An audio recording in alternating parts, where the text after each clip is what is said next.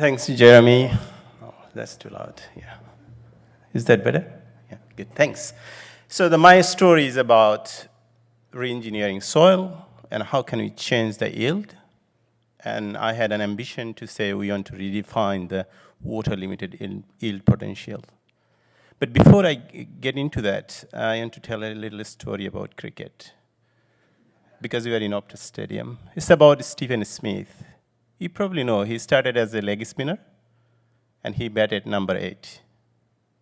But Cricket Australia saw potentials in him and let him bat in top order, often number 3 or 4.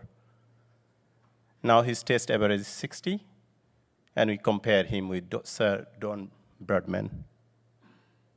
Had we not given the opportunity to him, he probably would have been happy with 50 wickets or 100 wickets. Or in Oscar's scenario, he will be happy to carry the water for others, that Tolman does. Somebody saw the potentials, and he had a go. So this project is all about potentials. Knowing the soil and knowing the potentials, then we move on. Sorry for taking 30 seconds rather. So how do we calculate the water limited yield potentials? I'm sure you know, but maybe if the few of them you don't know, I'll be successful to explain that. So there are a handful of models available for you. One of the earliest one is French and Schulz method, published in 1984. And all these methods or models require at least 4 things. They store water in summer, the growing season rainfall, and then you subtract the evaporation from that too, and then you multiply the water use efficiency. So out of these 4, 3 are assumptions. Evaporation, we assume it could be 90, it could be 110, it could be 70, 50, whatever. Store water, and again, assumptions, some people think 20%, 25%, 30%. Water use efficiency, maybe 7, 10, 20, 13 for canolas, and so on. So I picked up this magic number. I picked 100 mils of summer rainfall, 180 mils of growing season rainfall. I took out 110 mils, and we multiply by 20 for wheat, probably 13 for canola when you use. I ended up with 100 mils of stored water in the soil. And if you times by 20, it's 2,000 kilogram or 2 tons per hectare. Magic number, 2 tons per hectare. But if you look at the literature, you see still big gap between the actual yield and the yield we calculate using these models. Because as a soil scientist, I put up there we have problem with the soils and many of other problem with disease and agronomy and fertilizer and breeds. But if you look at the international literatures, you will see the actual yield is very small. You can put a number. It could be 2 tons, 1 ton, 5 ton, whatever you put. But it depends on at the beginning of the socioeconomic condition of the farmer. The district, which district you live. Some of them doesn't push enough their farming system. And then comes down to your agronomy. You guys are the boss in that area to promote and guide people to follow select the good varieties and manage the soil. If we could do that, then we can get into this green bar. So if you're putting a number 2 tons per hectare, it could be 5 tons per hectare. That is achievable. And I want to prove this today's talk. But even actually we can go further. Could be 6 tons, 7 tons. But that's based on the sunlight and plant, the coverage and temperature and whatnot. So the idea of this is, how can we do that? I think reengineering can help to achieve a lot of it. And how? That's my challenge today. So I just want a quick brief of the soil we have in Australia, or most particularly in Western Australia. It's very poor. It's million years old, very infertile, and we mined it for the last 100 and 150 years, some area. That ended up with lots of problems. We ended up with soil acidity, depending on where you are. It could be as half a meter deep. Compaction, we have the biggest structure. We like the biggest one all the time. We packed it. We practiced. Don't get me wrong, we had no-till system for 30 years, so we built up organic matter, but we ended up some non-wetting problem with that. Then you go to the lake countries and everywhere else, the sodicity, and then come with the soil pH, elemental toxicity. It could be aluminum problem, it could be boron toxicity, and so on, and sodium. And often we get too much water and the wrong timing. Too much water in February. How much we can store after that. Or middle of July, and then it's waterlogged, so crop suffers from that. And not enough rain sometimes, that causes drought. We cannot finish a crop when we have set up big potentials, but cannot finish.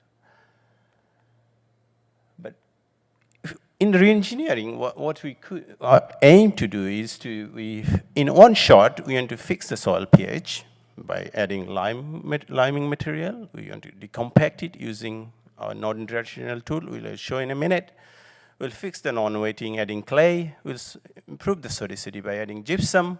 And we'll fix the pH to fix the elemental toxicity. And we'll also improve the nutrient status, whether using from the bags or using compost, if you are a big fan of that. Once we can do that, our system, our soil profile will allow all the rainfall to store in the system, soil, and it keep within our root zone, which is a magic 80 centimeter from the surface. And then plant will grow a deep root system, use all the water throughout the season, and also finish the season nicely. So to prove that, or to achieve that, we set out around 12 trials around the wheat belt or in Western Australia. 3 of them on deep sand, which is the easy thing to do because we learned a lot of soil erosion. The problems we knew, the non-wetting is compaction, acidity, and so on. But after that, we move on to duplex soil. The top 30, 40 centimeter like deep sand, and then come with the challenge of sodicity and poor infiltration, and not naturally very dense soil. So we wanted to fix that and use the sand experience and make it a good soil. And this year we moved to heavy soil. Probably you saw some Twitter posts and all the social activities that we have 5 new trials on heavy soils that we never thought we'll do reengineering.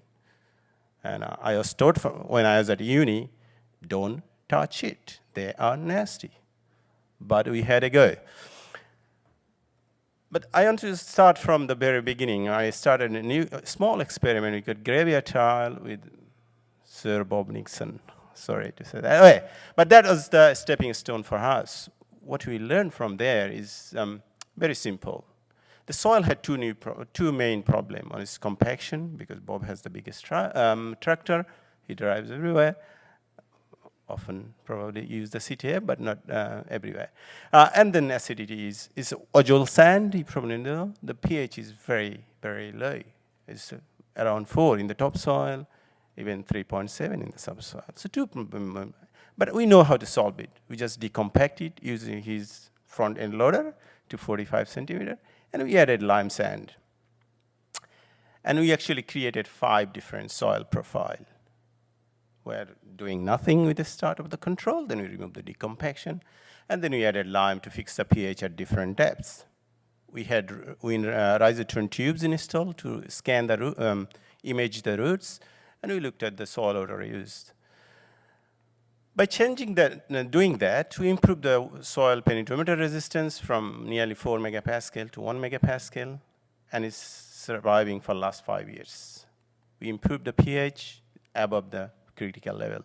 It's now 4, even 5 and 5.5 in the subsoils. By doing that, what we got in first year, we grew a wheat crop, which is pretty tolerant. So you will see here in this image, hopefully you do. So you can see that in control, the root system was confined within top 25 centimeter. But where we removed the compaction, improved the pH, we had lots of roots. The root system was nearly 60 centimeter deep. But when he grew a barley crop in 2020, you could see that by removing compaction, we couldn't do anything because barley is sensitive to pH. So we had to fix the pH. When you fix both compaction and pH, there are heaps of root everywhere. Okay, I wanted to show little by little, but all came in one. So this is 5 years of yield result. starting from the top, 2018, we have a paddock average of 1.4 ton per hectare. We grew 3.5 tons of wheat crop. You all remember 2019, it was not good finish. After July, there was no oils. Our canola crop didn't make it. But in 2020, as I grew a barley crop on a vogel sand, we grew from 1.1 ton of barley, and we up to 2.1 ton of barley on a vogel sand. And then last year, we had a huge crop because, you know, the season is good, but it was frosted, unfortunately, so we couldn't harvest and show the meaningful result. And this year, again, we had 1.4 ton in the control, but we grew at almost 3 tons of wheat crop. That's more than double. And I have to mention, we was very conservative in terms of nutrient. We applied around 50 units of N every year. So we didn't boost by agronomy. So it's all about trying to demonstrate improving the soil health and see the benefits on yield. So what in terms of more yield potentials when using the Friends and Schutz method, first year we had 55% in the control. We got more than 100, nearly 140%.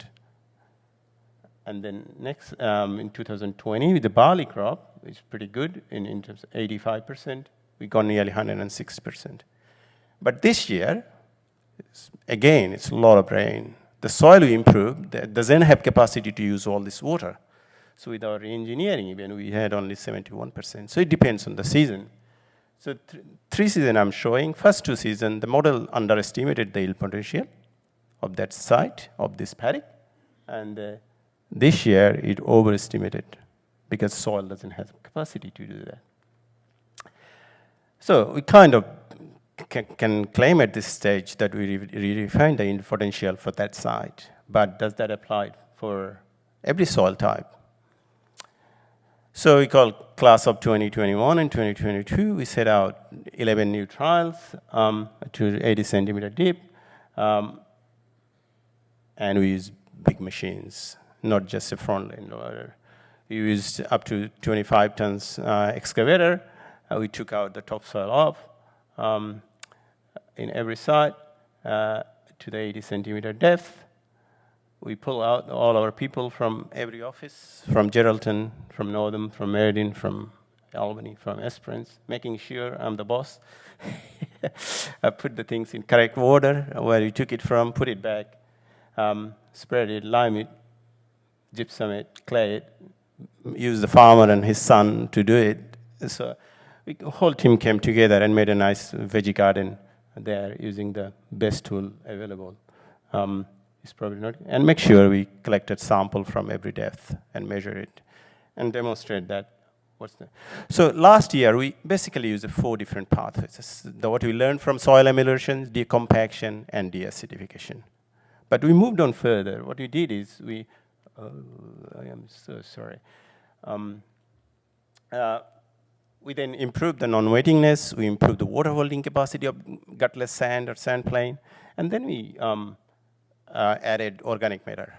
Only 0.25 of organic carbon throughout the profile. That's not a lot, because we sometimes think we want to make the organic matter content up to 2% to behave the soil as a sponge. There are different theories. But looking at the literature, I was confined with the 0.25% of the organic carbon.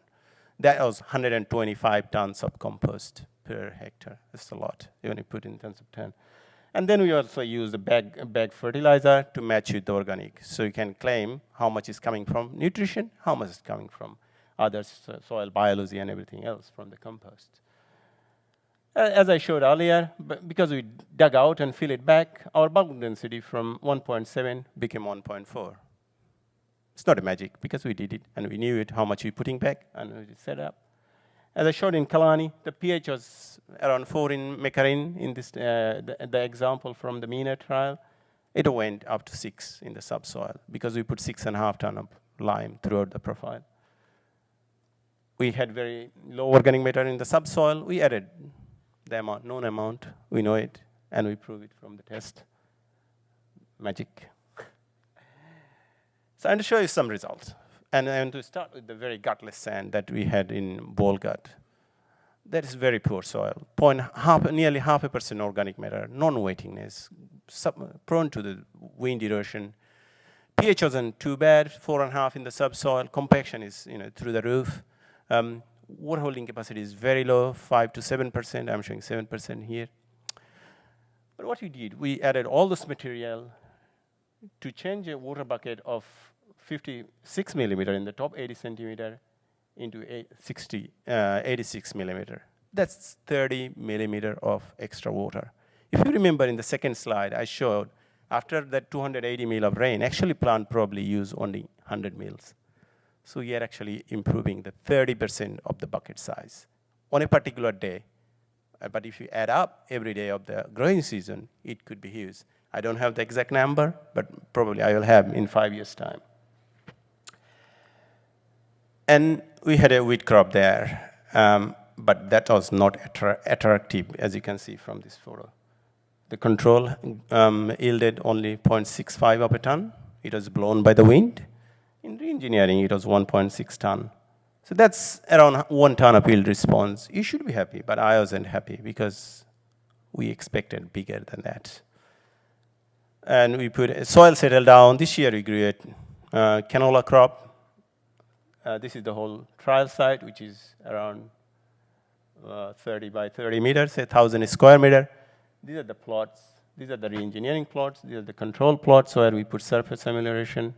And these are again, so they are replicated plot. You could see how dense the crop is on reengineering plot, a canola crop. So what's the yield for canola? Again, it's a very, very infertile, low water holding capacity soil. So we grew only 0.6 of a ton of canola this year, and that went up to 2.8 ton. So that's in such a 2.2 extra ton of canola in that trial. That's nearly 5 times. If you want to use the time as a factor, how much you improve. But the water potential or water limited yield potential, we achieved only, come on, I'm too fast. Was only nearly 70% compared to only 16% in the control. That's a big jump, but we didn't reach to 100% because that soil still doesn't have capacity to hold all the water of a record-breaking rainfall season. So we probably need to go even deeper for this soil type. And to show some good result from the duplex soil, the trial we had in Miner. This is a photo for canola crop last year in October. You could see our reengineering plots stood out early October. Crops are still growing, but the control's already been finished. Because in the control, you could see our root system is only confined to top 30 centimeter, compare where the canola roots went to around 80 centimeter, or the depth of soil reengineering. This is the soil moisture status in middle of July. You could see there is no difference between the control profiles and reengineering profiles. But at the end, when we harvested, our soil moisture, the subsoil of the control plots are still very wet. 25 to 30% moisture being wasted. But the reengineering profile, the soil moisture almost near to the wilting point. So that's measured by this probe we have established everywhere. This year we grew a barley crop, Maximus barley. I think Georgie is there, Pluckley is there. I try to consult. So on your right, these are the reengineering plots. On the left-hand side are the control plot. You can see how dense the crop is. And we put only 65 units of N in that big crop. And many of you came to see the trial physically, so you witnessed, and thanks for coming. This year, what happened? I want to show you a couple of things here. One is the surface soil. In a control, you could see in July, the soil is almost wet all the time. The soil moisture never fall below 25%. I'm going too fast, sorry.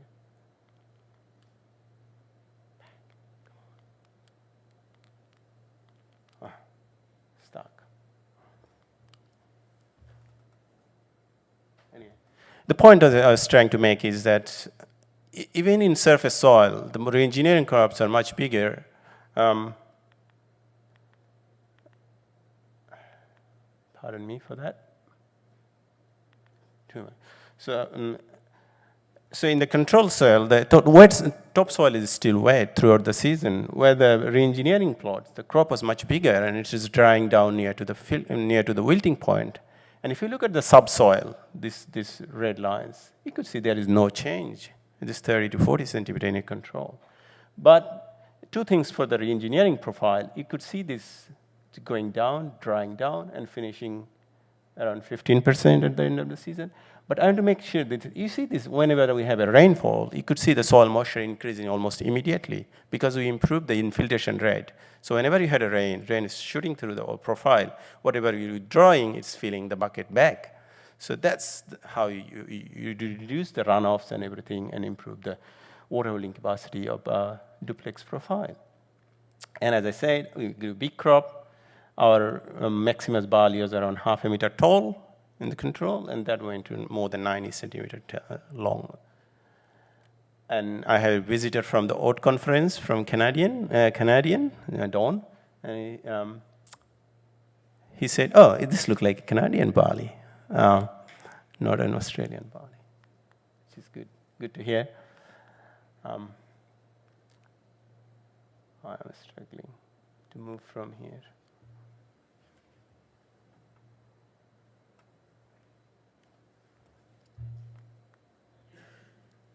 Any help? Now jumped.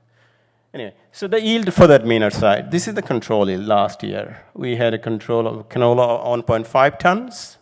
There was no much difference in the other treatment we put in the surface. But by fixing the soil pH and compaction, that went up to 2.4 ton of canola. And that went up to 3 ton where we put it extra nutrient.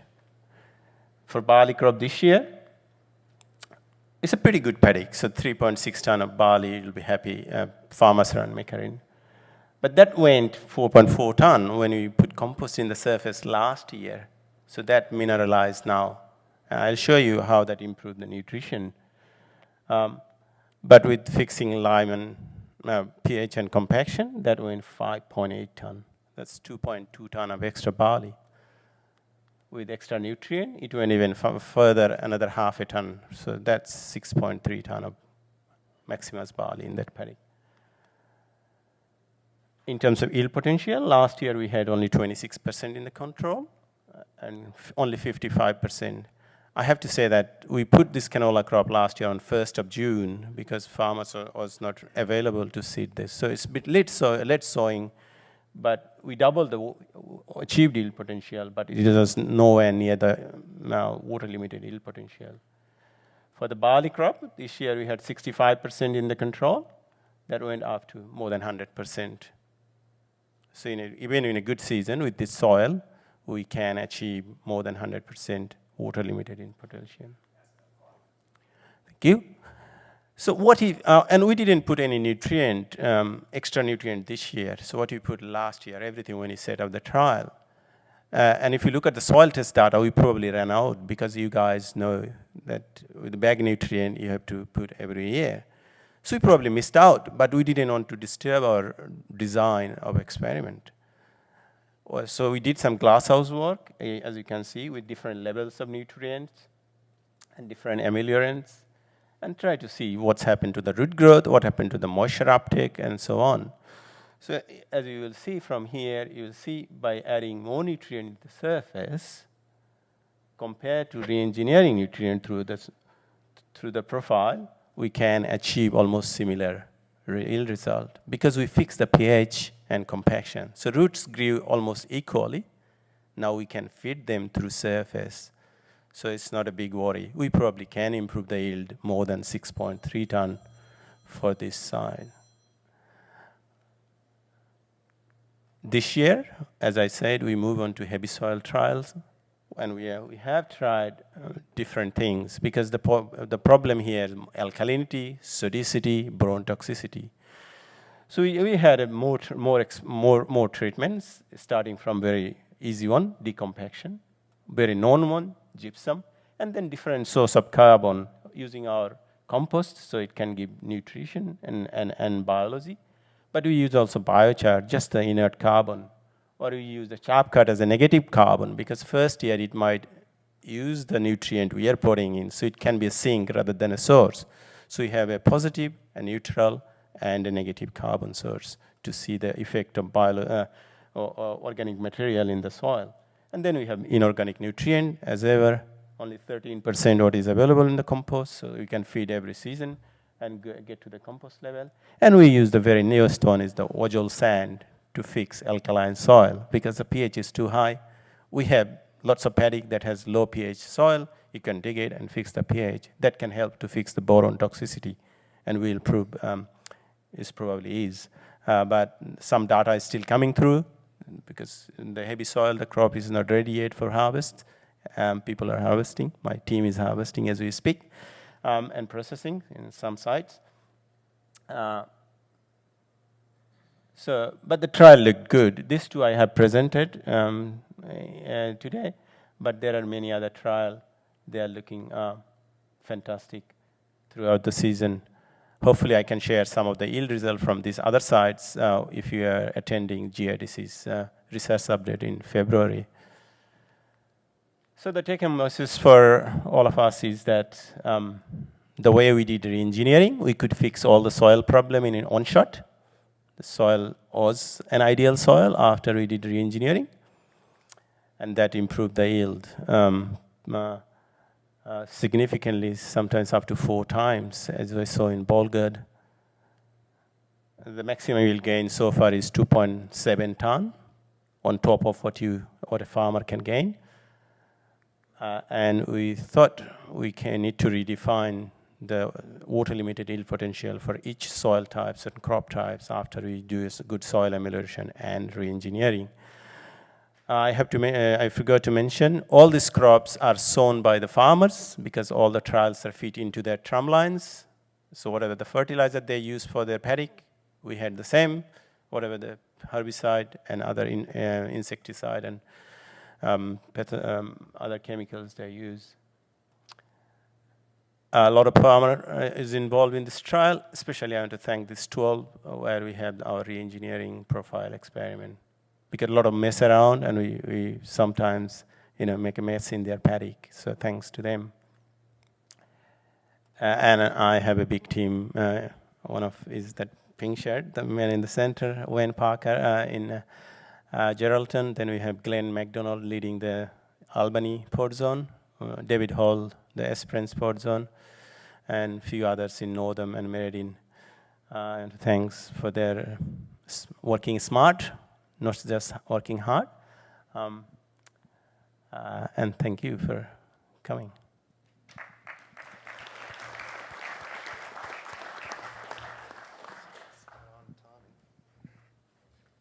All right, so up on the screen, coming up now are the Slido details.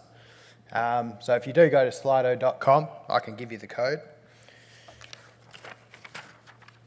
And it is 317-9059. So it's 317-9059.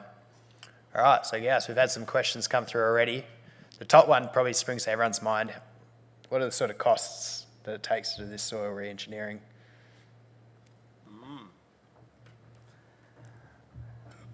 Well, difficult question, but the way we did, one trial took us a week to set up, around 10 people, around big machines, use the big machines, a lot of diesel.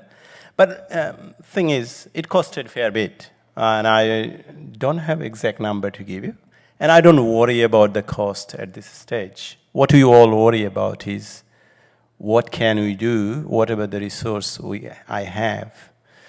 So we'll work out some numbers by the end of the project, but I think it's not the first question for us to know the costs. Just a reminder, Tim is around the room if you have any questions from the floor.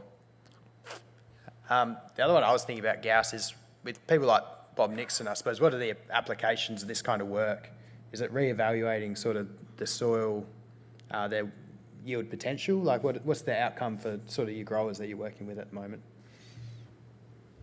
Thanks.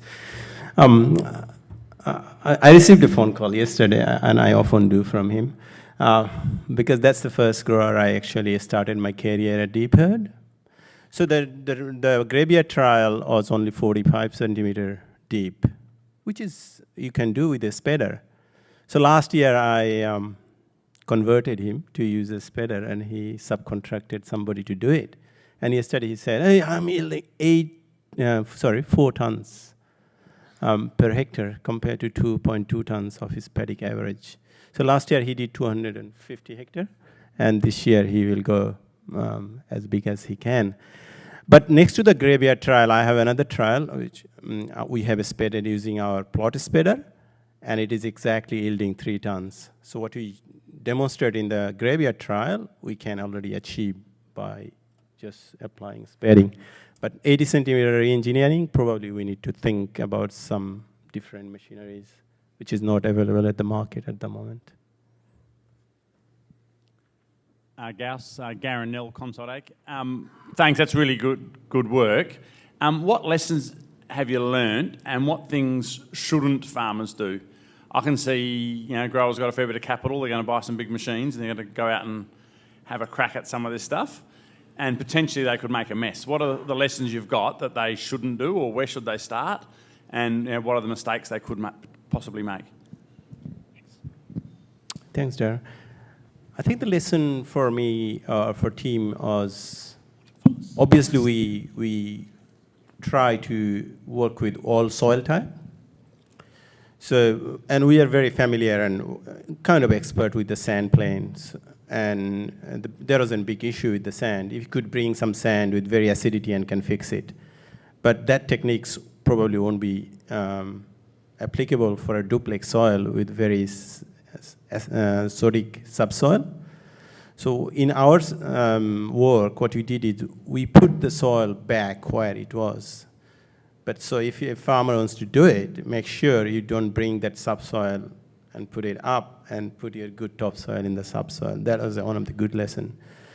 The second thing is a lot of farmer has CTF system already established. So once you do this type of very physically disturbing soil amelioration work, you make sure you maintain your tram line so you can stay on your tram line. I had a trial where a spray machine forgot where they are, and they got bogged into our trenches. So once you do that, then make sure you maintain your tram line. And that's not a bad thing to do, because if you can fix your half the land doing this vigorous work, in 5 years' time, when it settle down, you can do the other half and make a new tram line. And third thing is the level of disturbance and the incorporation level, and it's been done in the kitchen type of work, right? It's a kitchen sink, and I had manpower, I had budgets, so if farmers, it's not ready for farmers to roll out, so talk to us, and we can probably work together and find some methods of slowly rolling out. Thank you.